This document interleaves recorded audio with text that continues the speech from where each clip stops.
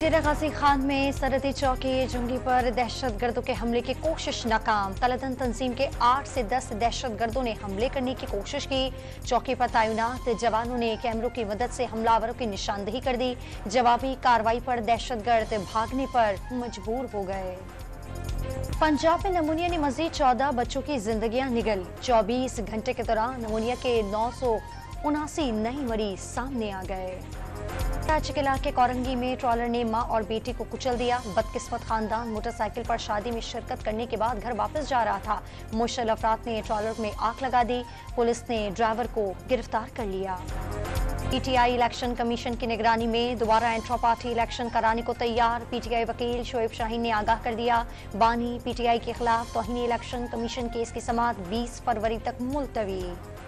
काबीना ने आम इंतखाबात में पाक फौज की तैनाती की मंजूरी दे दी। वजारत दाखिला ने सिक्योरिटी के लिए पाक फौज की खदमात के हवाले से समरी काबीना को भिजवाई थी।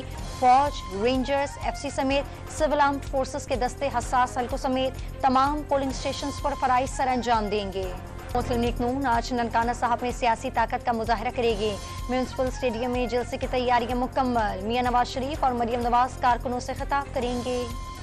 बिलावल भुट्टो तहजीब पे रहकर कारकर्दगी पर बात करें। पीडीएम की हुकूमत में वजीर खारजा रहे थे।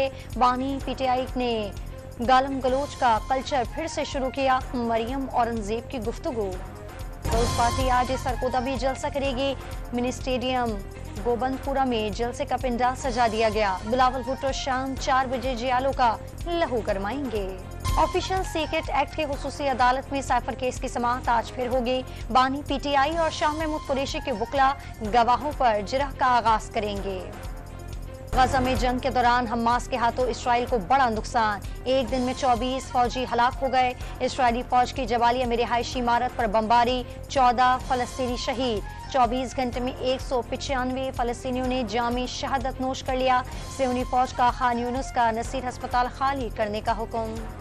और आलूदा शहरों की फहरिस्त में कराची पहले नंबर पर आ गया। फिजाई आलूदगी की शरह 345 पर टेक्टोकेट मीटर रिकॉर्ड।